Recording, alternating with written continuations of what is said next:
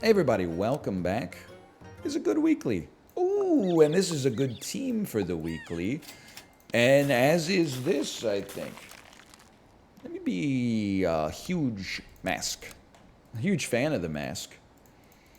It's, what was I going to say? I think that the best thing about this weekly, and I do think it is a good weekly, is that no matter how your team looks at the very start of the game, we have been able to create wins out of what I might say, we're like air supply. We're making love out of nothing at all in some situations. Like our last run in the last video was straight up dog water. And we got to 9 and we were knocking on the door of 10. That's not me making excuses, just the reality of the situation. Something like this. I like the idea of a rabbit. I guess what I would say about the rabbit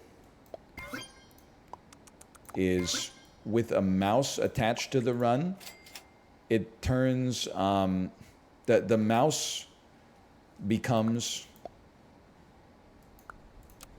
a 2-cost 1/2, which is like almost a pair. So I kind of wish I bought the mice earlier when they showed up, but you know, it's like the best laid plans of mice and men or whatever. It's really hard to beat a default stat elephant around that can show up on, you know, au natural. It is what it is. But it is not hard to get a sheep started here. Carries a certain merit all to its own.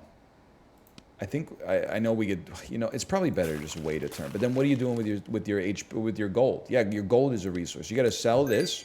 You got to run it like this. I'm even gonna move you back like that. Then we roll once. Ant. 1/1 buff hits different this early. I know we didn't level it to 3 last time, but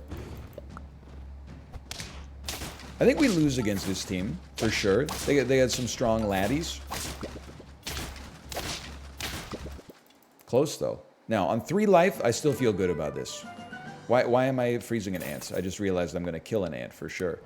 Sell me, buff me, pill me, and what are we doing here? We're rolling a porcupine and a new Andy. Who is your new Andy? I have no idea. This team still looks kind of bad. Let's focus on the positives. The positive, oh no, great koala, man. The positive for right now is that a husky would really hit the spot on this run. The negative is we've only got 2 HP to make something work here, okay? So that's a problem. Probably not the right time to be buying avocados, but you know, it's what I'm seeing in the shop that is, it has some degree of merit. I'm not even touching the guinea fowl right now, okay? Don't even worry about it. Eventually, they will place us versus teams that are bad enough that we will win. We had to sink somewhat far to get there, but... Okay, love it. Love it. Avocado me, because it's right here. Roll me once. I'll take a cookie on you and stick it up your yeah. Okay, so we're really leaning heavy on this porcupine right now. Everything else on the squad is highly flexible and temporary. Doesn't need to exist necessarily. Dr. Two-Stroke, thanks for the 3rd trophy. For example, you're not doing that much anymore. A skunk definitely clears you. A marmoset has to go at some point, brother. Like, this is getting a little crazy. Garlic on our other units. I am not a believer. I saw her face. I am not a believer. Husky, I am a believer. I'm sorry to the marmoset. Its stats are really good. The porcupine stays because it's just good. But you're gone to get replaced with a falcon, which has more chance of popping. Did I buy an avocado this turn? I don't know. Regular chocolate shows up next turn. I don't think we could do it. Now we need to get this husky to level 2 to stand a chance. Very lucky. We still may not win this one. We're going to win this one. We got insanely lucky the way the math lined up there. That was not an easy clear. This is a roll. I'm sorry. At some point, you're going to have to jettison. You're losing so much value by not having the scaling. I don't really want you to eat a badger. We need a husky out there. I'm so sorry to the sheep. I appreciate what you've done for me. Now, what are we going to have you eat? Shh. It could be a porcupine. Another husky. Another chocolate. Holy cow. Spitting out a level 2 porcupine I don't think is ideal, but it's not bad, I think. You're a strong lad. Okay, we're going to have to make it back from 1, and it is what it is, okay? What do you got for me? None of these are gonna move the needle. Okay, we have to. We need to spit out a level 2 porcupine. It's the best player available. And then I think we go cat, and there's a little bit of prayer involved here. This team is not that bad for turn 10, but we have no tolerance for facing good teams. And, oh, this is an amazing time to have a skunk. At the very least, it was an incredible time to have a skunk. I'm so happy with my draw. I see what they're building there, and I get it, but I would love for you to spit out a level 2 gorilla. It's worth a try. Thank you so much. Okay. Now, the falcon hitting level 2 would go crazy, too. Cow, it would have to replace something, and that's not easy to swing right now. We got a long road. A long, long road ahead of us. Luckily, not to be rude, we are running into some pretty subpar teams, which I'm very grateful for.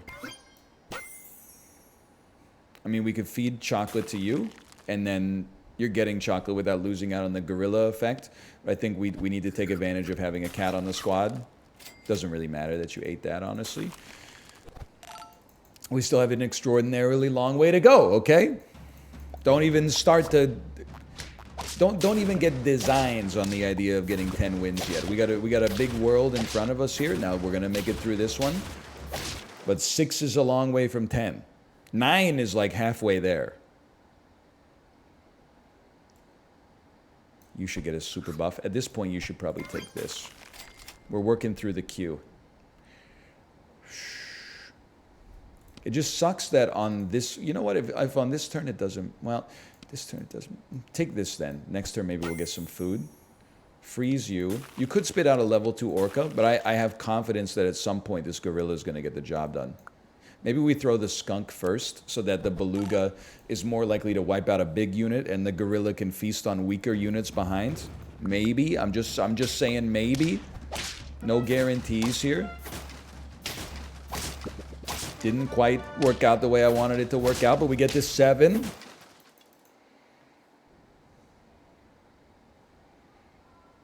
Necessary. If we get good food, what did you eat? Husky. So, I mean, what do you want me to say? It's my bad.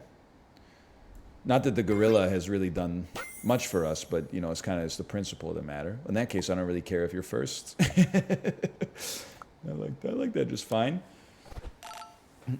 We obviously need to get you to eat a gorilla or an orca or something like that. They're not running a vulture. That has me feeling like there might be some chances for us in here. We did spit out a sheep. That's unfortunate. But now we're going to spit out a ram. We spit out a slug. Okay, we made it to 8. We were in a tailspin and we pulled out of it, brother. Meow. Freeze both of these. You need to spit out something half decent. A level 2 spider is not good enough, sorry. I can't freeze you. I accept that. Stork is good enough. Freeze me, roll me to move it to the front. Taco me. And then you can't take the other taco, because if it hits you, you're going to spit out a level 2 chicken. Okay. We still got a long way to go, okay? Now, a level 2 stork, probably not as good as a level 2 gorilla, but We'll take what we can get. That borderline couldn't have gone worse. Just the way that the triggers worked out on that one was not good for us. But I'm still... I know we got from 1 to 9 last time, and I told you I was content. You may not believe me. If you're a gifted student who's getting like all A's in high school right now, you're probably like, why would you settle for anything less than perfection? If you're an adult who lives in the real world, you're probably like, 90% is pretty good. Let me be a slippery fox, okay? Seems like an animal that... It's the slipperiest animal that isn't aquatic, in my opinion. Snakes... I guess snakes aren't aquatic, but they can be. 1 to 9 is good, 1 to 8 is good too. You will never see me cry over that. Give me the attack. I know it's kind of a psycho team. I don't know, I love the idea of leveling up on turn 2 and getting an early tier 2 unit that surprises people. Well, obviously, it's not always the best idea from a game theory standpoint, but I think we got a pretty good success rate with it. In the short term, at least. I would, and I think it's honestly like hard to go wrong with this early game garlic, man. You'd have to buy as many African penguins as me to be able to break through my garlic. Or have a badger, I suppose. Or a mushroom. Either way, we're still chilling. Hello, Tomo, hello. I guess I will. I know it's 1 turn early, but... And... Honestly, I mean, I'm not going to give you the garlic yet, just because with a 9-7, like, changes the optics for us, but just a static guinea fowl on the squad I still think is pretty great. I don't know why I said it like that. Mosquito, that's true. We got to worry about the fact that our mosquito is going to activate everybody else's guinea fowls, and we're at the stage in the game in which everybody who has had the option to get a guinea fowl will have probably purchased one. I'm going to sell the lemur, purchase a penguin. The penguin has been important for us. If we're running a penguin instead of a husky, at least for now, but it is kind of like pot committed, then we are going heavy on garlics, and the other scaling right now is African penguin. Hello, Tomo, hello. Hi, buddy. So I like, basically this week, if I came up with any model for how to win this week, and you could dispute that based on the caliber of my results, but I feel like our model has basically been, take the first scaling path they give you. And that is why I'm about to give insanely overpriced chocolate to our penguin. He's our scaler, brother. We're trying to commit.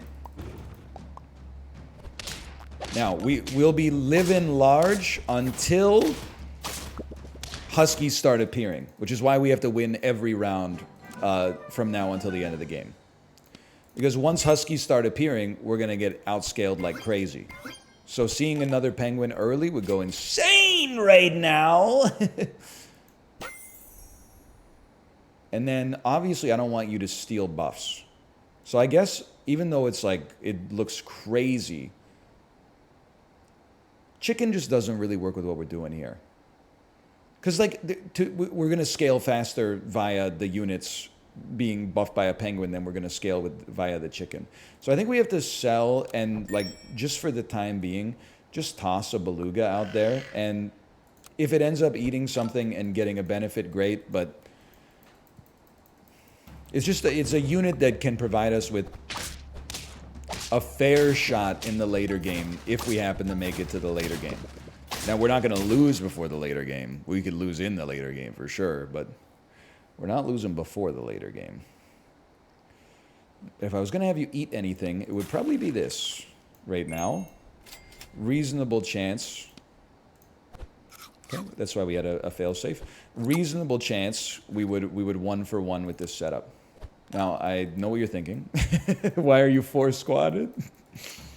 Great question. Guess it would be nice to have like a macaw instead or something like that, but alas, here we are. Hang on, hang on. They don't think it'd be like it is, but it do. Look at that. Well, we got you know what? We got a free space available for cows. Actually, we got a free space available for you, good sir. You gotta.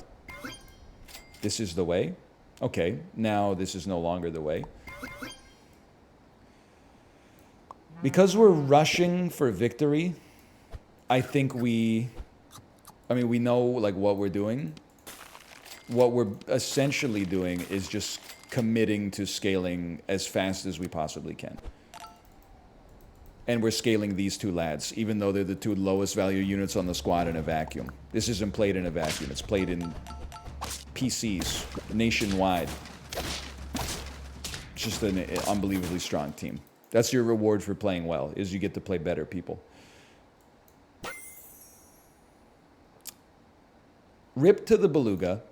If we end up going the distance, we want an ostrich, because it has incredible late game scaling potential.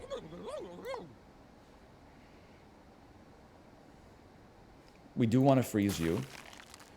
We do want to purchase this. And we want to buff our best units. It's still so early. You're not in danger of these guys maxing anytime soon. Huge, huge, huge. Chocolate or ostrich, that's fine. We'll freeze a waffle at the very least. Still getting good value. Ostrich is getting the 4/4 buff. There's nothing to sneeze at. 4/4 per turn, and in like a few turns, this guy becomes a menace. And look at these teams. We're not going up against, you know, the 01-02 Los Angeles Lakers here. We're going up. This is the 01-02 Washington Wizards, okay? Like, we're still so early to be on 8 wins that this is a dream come true. I have to keep tier 5s and 6s. I don't have to keep that one, though. We're not buying these foods. We're rolling. Beautiful. Happy to have you around. More chocolate for the ostrich next turn. I think that we're all starting to think the same thing, which is that we have a genuine, a real credible shot at 10 here. There are going to be better teams, but we're still lucky enough to be facing like a lot of mid-game Andes, which is good because I'm cracked in the mid-game. It's the late game where it always seems to fall apart. Very important. Also very important. At this point, we'll probably just buff the penguin a bit. I'll just give you some food, brother. Keep doing what you're doing. 8/8 buff on the ostrich. All of a sudden, everybody who made fun of me is feeling pretty silly. Or validated, because I made one suboptimal roll earlier, but... Oh, they are going to get a little... The coconut armor is cracked, man. And by cracked, I mean fully broken, because would you look at this? Who would have thought? Possum, mosquito, penguin, ostrich, and cow. We really put it together at the end of this week, man.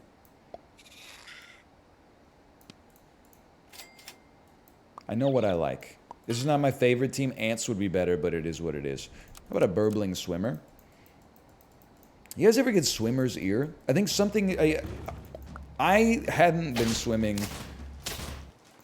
I mean, I've been in like a hot tub, and I've stepped foot in the ocean on occasion, but I hadn't been like swimming, probably for like at least 15 years before we went to Disney World in August, which is, I guess it's now September by the time this comes out. It's almost September by the time I'm recording this, but I went into the pool at our hotel several times. I got swimmer's ear every single time.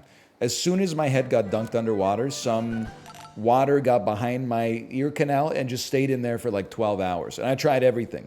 I tried doing the Valsalva, you know, trying to blow the ear out. I held a hair dryer a safe distance away from my ear and tried to evaporate it thusly. I laid on the pillow with my ear tilted like this for an hour to try to drain it. I bounced on one foot while pulling on my earlobe. That one came from my nieces. I don't know how rigorous the academic testing was on that one necessarily, but I thank them for trying to help nonetheless. This looks good to me. All it took was time.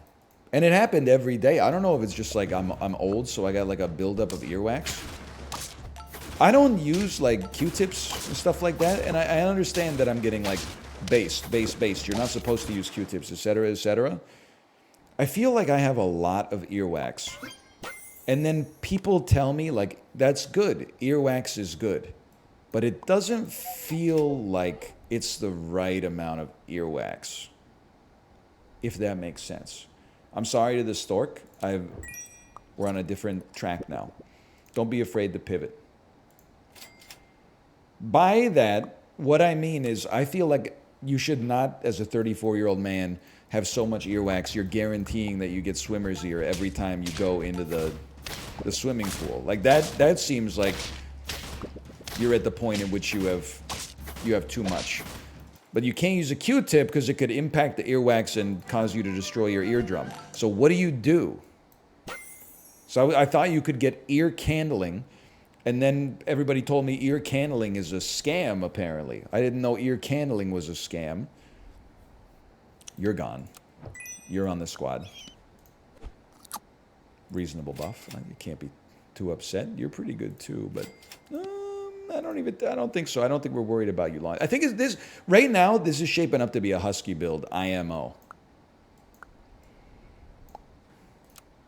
So I'm not buying garlic because I think a husky is the lowest friction path forward. So what do you do, man? And don't say go to a doctor because they don't want to see me. They've proven that via their actions many times. Beautiful, beautiful performance here so far.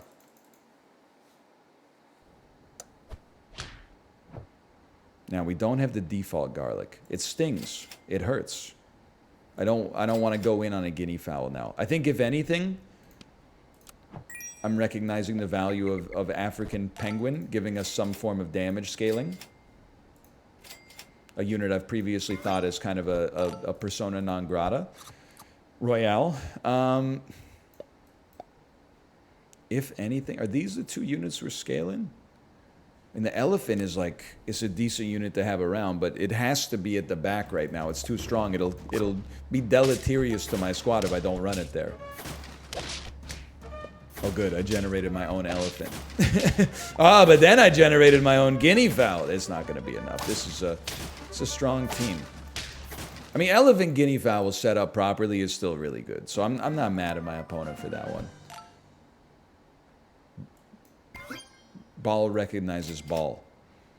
Real recognizes real. I'm saying we've done too much with the penguin recently. I'm choosing to ignore it. I'm choosing to ignore the elephant. I've done it at my own risk. Goodbye to the African penguin. Hello to the skunk. And now I'm scared. Because we did not take our first scaling path.